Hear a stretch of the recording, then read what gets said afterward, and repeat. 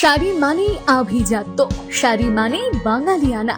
আর বাঙালির নির্ভরযোগ্য প্রতিষ্ঠান হিসেবে বহু বছর ধরে সুনাম কুড়িয়ে আসছে আদি ঢাকেশ্বরী।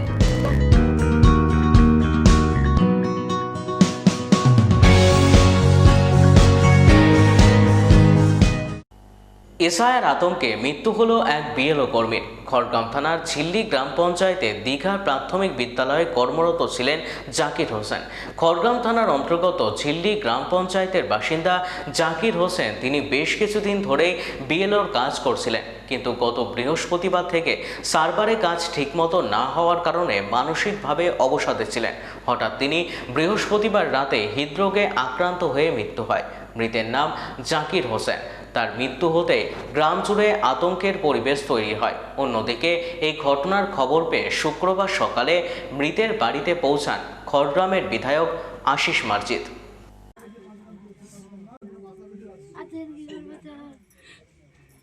আজকে আমাদের দীঘা গ্রামের জাকির হোসেন নামে একজন ব্যক্তি কিছুক্ষণ আগে মৃত্যুবরণ করেছেন। উনি বর্তমানে এই দীঘা গ্রামের প্রাইমারি স্কুলের একজন অ্যাসিস্ট্যান্ট টিচার্স ছিলেন, কিন্তু ওনাকে বিএলওর দায়িত্ব দিয়েছিল এই সংসদের। অনেক ভোটার, সেই কাজ হয়তো ওনার পক্ষে সম্ভব ছিল না। কেন সম্ভব ছিল না? ওনার সঙ্গে যখন রাস্তাঘাটে আমাদের সঙ্গে দেখা সাক্ষাৎ হতো, তখন একটা কথা বলতো যে আমাদের মতো মানুষের এই কাজ করা সম্ভব নয়। এই যে দিনের বেলায় সারাদিন ফর্ম দেওয়া, জমা নেওয়া, এরপরেও আমরা সার্ভারের কাজটা সঠিকভাবে অনলাইন কাজটা করতে পারতাম। তো সার্ভারের কাজটা যেমন হয়তো ডাউন থাকার কারণে রাত 12টার পরে কাজটা করতে হতো, রাত জেগে প্রতিনিয়ত ওনাকে কাজ করতে হতো। তো খুব অল্প সময়ের মধ্যে এই কাজটা তুলতে হবে এই বলে তার একটা মানসিক চাপ চিন্তাধারা ছিল মনের মধ্যে। তো সে আর সহ্য না করতে পারে, যা হোক উনি আজকে মৃত্যুবরণ করেছে শুধুমাত্র এই এসআইআর কারণে।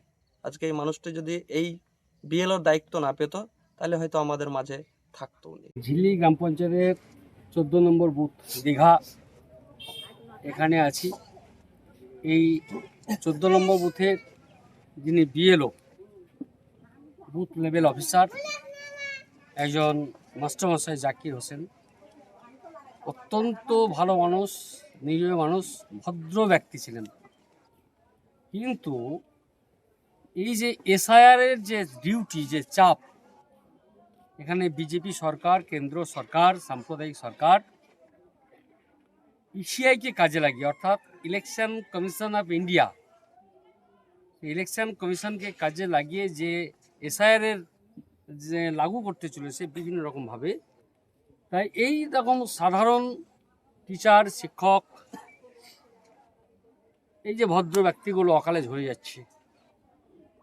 আমি সেই পরিবারের কাছে এসেছি।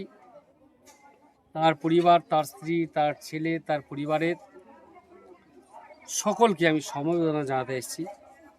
এই পরিবারের যা ক্ষতি হলো, অপূরণীয় ক্ষতি হলো, এবং সেই সঙ্গে আমরা সবাই এসেছি। এখানে জোসেফ আজর হোসেন, কামরুজ্জামান সরকার থেকে আরম্ভ করে এখানে এই এলাকার সবাই, সর্বস্তরের মানুষ আজকে জাকির ভাইয়ের বাড়িতে আমরা উপস্থিত হয়েছি। আমরা ব্যথিত, আমরা দুঃখিত, শোকাহত যে এরকম একটা সরকার যা যেখানে এসআইআর করার প্রয়োজন সেই সমস্ত রাজ্যে এসআইআর করছে না।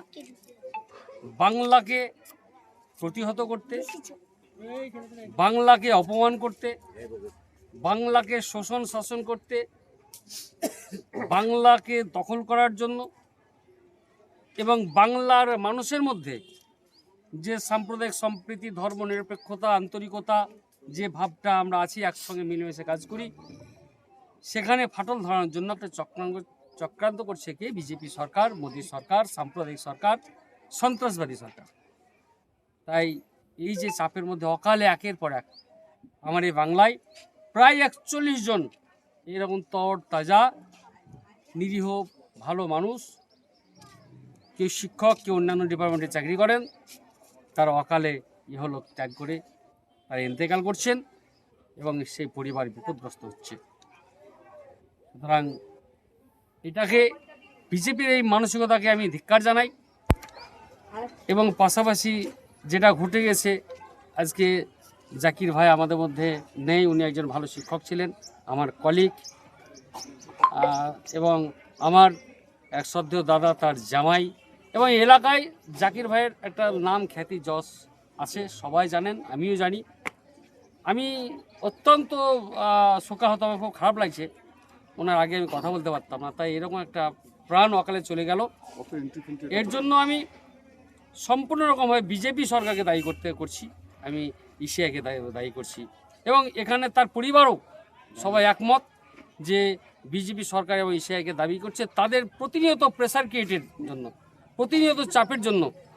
এবং প্রায় 850 এখানে ইলেকট্রাল আছে, অর্থাৎ 850-র মতো এখানে ভোটার আছে, নির্বাচক মণ্ডলী আছে, তার মধ্যে প্রায় 639 করে ফেলেছিলেন, সুন্দরভাবে চলছিল। তাতেও প্রতিনিয়ত যে ইসিআইয়ের তরফ থেকে যে চাপ আসছিল তাতে সেই এবং সার্ভার দিনের সার্ভার ডাউন থাকছে, সই করতে পারছে না, আপলোড হচ্ছিল না। এইসব চাপে উনি একের পর এক চাপ সহ্য করতে না পেরে টেনশন ফিল করছিলেন। সুতরাং হঠাৎ করে তিনি হৃদরোগে আক্রান্ত হয়ে এই চাপ নিতে না পেরে উনি ইন্তেকাল করেছেন। তাই তার পরিবারের পাশে এসেছি, তার পরিবারের পাশে আছি, থাকবো, এবং পরিবারটাকে যেভাবে দেখা নিশ্চয়ই আমরা দেখব। ওনাদের দোষে, ওনাদের চাপে আমাদের মতোই আমাদের এখানকার ভালো ভালো লোক আজকে ইন্তেকাল করছে, মারা যাচ্ছে, কিন্তু আমার লোক, তারা আমার এলাকার লোক, আমাদের মানুষ, আমার বাংলার মানুষ। সুতরাং তাদের পাশে আমার সরকার, মমতা বন্দ্যোপাধ্যায়, অভিষেক বন্দ্যোপাধ্যায় এবং আমরা আছি, এবং ওনার ছেলেরা আছে, যোগ্য ছেলে আছে, পরবর্তীতে সেগুলো নিশ্চয়ই পাশে দাঁড়িয়ে যা করার নিশ্চয় করব। শাড়ি মানেই আভিজাত্য, শাড়ি মানেই বাঙালিয়ানা, আর বাঙালির নির্ভরযোগ্য প্রতিষ্ঠান হিসেবে বহু বছর ধরে সুনাম কুড়িয়ে আসছে আদি ঢাকেশ্বরী। বহরমপুরের প্রতি ঘরে ঘরে নিজেদের নিখুঁত, শৌখিন এবং ইউনিক ডিজাইনের কালেকশন পৌঁছে দিচ্ছে আদি ঢাকেশ্বরী। আমাদের প্রতিটি শাড়িতে রয়েছে নতুনত্বের ছোঁয়া। বাঙালি নারীদের পছন্দের বিভিন্ন ঐতিহ্যপূর্ণ শাড়ি থেকে শুরু করে সারা ভারতের বিশেষ বিশেষ অঞ্চলে বিখ্যাত শাড়ি, সব রকম কালেকশন পাবেন আমাদের এই শোরুমে। তাই নতুন নতুন রূপে নিজেকে এবং নিজের প্রিয়জনদের সাজিয়ে তুলতে আজই আসুন আমাদের বহরমপুরের শোরুমে।